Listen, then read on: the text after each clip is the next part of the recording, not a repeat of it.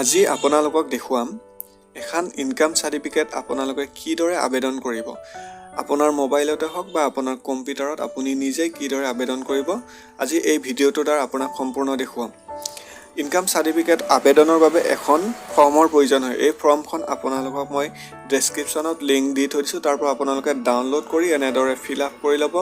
নাম, mobile number, mail, কি কৰে, এড্ৰেছ ক'ৰ, সম্পূৰ্ণ এইখিনি এনেদৰে ফিল আপ কৰিব। আৰু কি নথি প্ৰয়োজন হয় আপোনালোকৰ তলত দি আছে। ঠিকনাৰ প্ৰমাণপত্ৰ অৰ্থাৎ ভোটাৰ আইডিখন, আইডি প্ৰুফ, পান কাৰ্ড হওক, আধাৰ কাৰ্ড দিব। তাৰপিছত লেণ্ড ডকুমেণ্ট মানে অৰ্থাৎ খাজনা ৰচিদ আৰু গাঁওবুঢ়াৰ প্ৰমাণপত্ৰখন দিব। আৰু আপোনালোকে এই ডিষ্ট্ৰিক্টটো যদি ৰেজিষ্ট্ৰেশ্যন কৰি লোৱা নাই তেনেহ'লে আপোনালোকে ৰেজিষ্ট্ৰেশ্যন কৰি ল'ব। ৰেজিষ্ট্ৰেশ্যন কেনেদৰে কৰে মোৰ ডেছক্ৰিপশ্যনত লিংক দিয়া আছে, আগৰ ভিডিঅ' যদি চোৱা নাই চাই ল'ব। পিছত ৰেজিষ্ট্ৰেশ্যন কৰি আপোনালোকে এনেদৰে এই ডিষ্ট্ৰিক্ট চাৰ্চ কৰিব। চাৰ্চ কৰাৰ পিছত এই পেজটো অন হ'ব।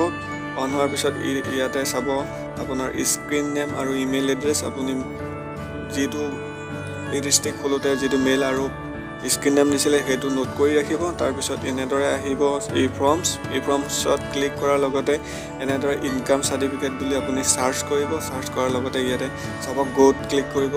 তলত আহিছে ইনকাম সাৰ্টিফিকেট, ৰেভিনিউ ডিপাৰ্টমেণ্ট। ইয়াতে চাব অনলাইন এপ্লাই কৰাৰ লগতে ইয়াতে ছাবমিট অনলাইন আহিছে। আপুনি ছাবমিট অনলাইনত ক্লিক কৰিব। ক্লিক কৰাৰ লগতে ইয়াতে চাব এপ্লিকেশ্যন ফৰ ইনকাম সাৰ্টিফিকেট, আয়ৰ প্ৰমাণপত্ৰৰ বাবে। ইয়াতে লেংগুৱেজ আছে ইংলিছ, আছামিজ, বেংগলী, বড়ো। আপোনাৰ যিটো সুবিধা হয় আপুনি সেইটো দি ল'ব। ইয়াতে এপ্লিকেণ্ট নেম অৰ্থাৎ কাৰ বাবে আবেদন কৰিব। তাৰপিছত আছে মোবাইল নাম্বাৰ, আপোনাৰ মোবাইল নাম্বাৰটো, আধাৰ কাৰ্ডৰ নাম্বাৰ, পান নাম্বাৰ, ইমেইল আই ডি। আপুনি ইমেইল আই ডিটো দি দিব। ইমেইল আই ডি আহিছে। তাৰপিছত আছে relationship, father's name, relative name, income source, income কিহৰ বাবে ইনকাম হয়। তাৰপিছত এড্ৰেছ লাইন লিখিব, ডাকঘৰ, ভিলেজ, তাত এইখিনি সম্পূৰ্ণ লিখিব। Pin number, PS।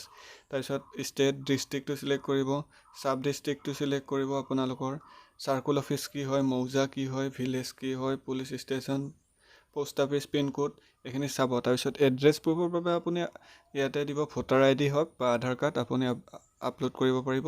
আই ডি প্ৰুফ, পৰিচয় প্ৰমাণপত্ৰ, ইয়াতে আধাৰ কাৰ্ড হওক বা পান কাৰ্ড হওক আপলোড কৰিব। তাৰপিছত লেণ্ড ৰিচিপ্ট, খাজনা ৰচিদখন আপলোড কৰিব। চেলাৰী ৰিচিপ্ট, যদি চাকৰি কৰে চেলাৰী ৰিচিপ্টটো, এনি আদাৰ ডকুমেণ্ট, ইয়াতে গাঁওবুঢ়া প্ৰমাণপত্ৰ আৰু আপলোড স্কেন কপি। আৰু যিটো এপ্লিকেশ্যন ফৰ্ম প্ৰথমত দেখুৱাইছিলোঁ সেইটো আপুনি ইয়াতে ফিল আপ কৰি আপলোড কৰিব। তাৰপিছতে ইয়াতে কিমানটা পিন কৰিলে এইখিনি সম্পূৰ্ণ এনেদৰে ফিল আপ কৰাৰ পিছত এনেদৰে সম্পূৰ্ণ শুদ্ধকৈ ফিল আপ কৰিব। ফিল আপ কৰাৰ পিছত এনেদৰে আধাৰ কাৰ্ড, ভোটাৰ আই ডি, খাজনা ৰচিদখন আৰু গাঁও প্ৰধান যিটো গাঁওবুঢ়া প্ৰমাণপত্ৰ আৰু আপলোড ফৰ্মখন ইয়াতে আপলোড কৰিব। তাৰপিছত আছে তলত যিটো কেপচা কোড আহিছে, এই কেপচা কোডটো আপুনি এনেদৰে ধুনীয়াকৈ লিখিব। লিখাৰ পিছত ছাবমিটত ক্লিক কৰিব। ছাবমিটত ক্লিক কৰাৰ পিছত যিটো পে'মেণ্ট অপশ্যন আহিব, এইটো পে'মেণ্ট অপশ্যন আপুনি 30 টকা এটা পে'মেণ্ট কৰিব। পে'মেণ্ট কৰাৰ পিছত আপোনাৰ যিখন ৰিচিপ্ট ওলাব সেই ৰিচিপ্টখন আপুনি একনলেজ নাম্বাৰটো